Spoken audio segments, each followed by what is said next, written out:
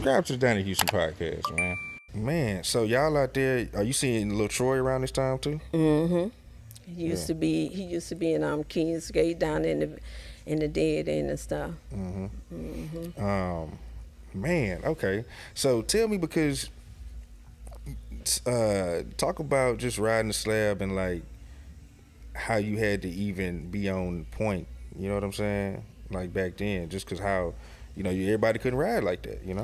Yeah, when I come out the door, I don't know why, but I love Cadillacs and I love 357s.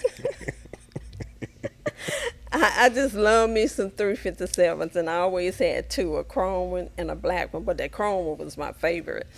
And when I ride, I always had them two pistols by me at all times, cause I know eventually somebody gonna try me by me being a female and stuff, and they tried me a couple of times, and I will always when you ride on slabs like right now, you always got to watch your mirrors, cause like back then it wasn't enough rims for everybody. So a lot of people's life was taken behind these rims because you either couldn't afford them or they didn't have anymore. Because they were what, like 10,000 at the time? How much were you paying at Well, that when time? I first got my first set for the 76 Cutlass, everybody wanted to wear them then, and Shannon on Reed Road and MIK at the tie shop didn't know what they was worth.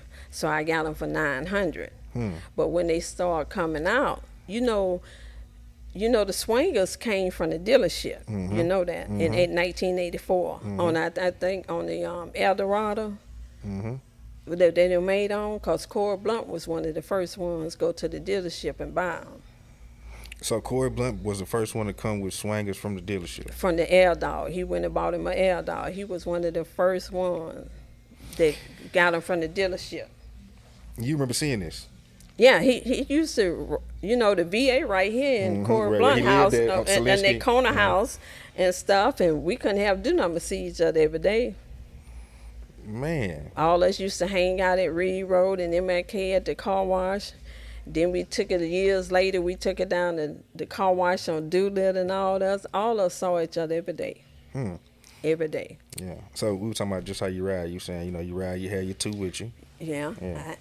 I kept my pistols with me. If somebody pull up on the side of me that wasn't trying to do nothing to me, and I felt they was trying to do something, I always got my hand on. You can't be out there just hustling and riding on slab or riding on clean car with empty handed. What you gonna do when somebody run up on you? So I kept something with me.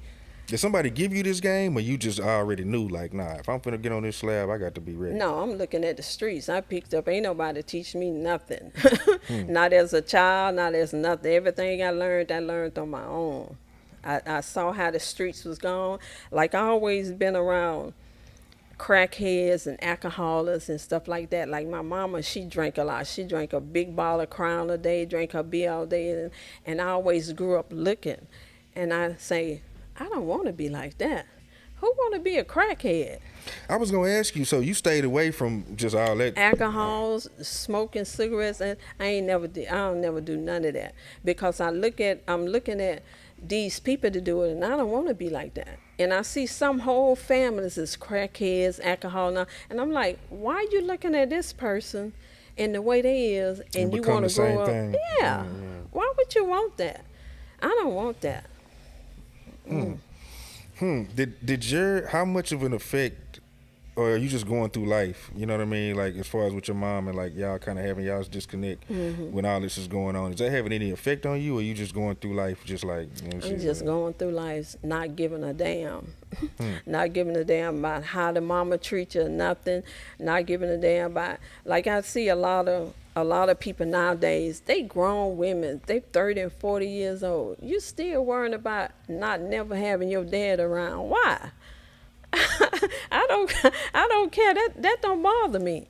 Because if my daddy had sex, it was in his 30s something, and had sex with a 14, 15-year-old girl, I feel like what he would have did to his own daughter. Because nowadays, some daddies have sex with their children. Yeah. So I would never So want that that. was a situation with your mom and your dad? Yeah. Mm. So So I did you ever meet him or no? No. I wouldn't have never wanted to meet him. The way I was out there, I probably would have blown that nigga brains out. I wouldn't have never, and I don't understand why it bothers so many females that they never saw their daddy. That never bothered me. It never bothered me. I don't know, is it because I was so wild out there in the street, just not caring, but it never bothered me. I don't even want to meet nobody like that. That's interesting. You a tough one, Charlotte. Donnie, you had to be out there in them streets to survive. You had to.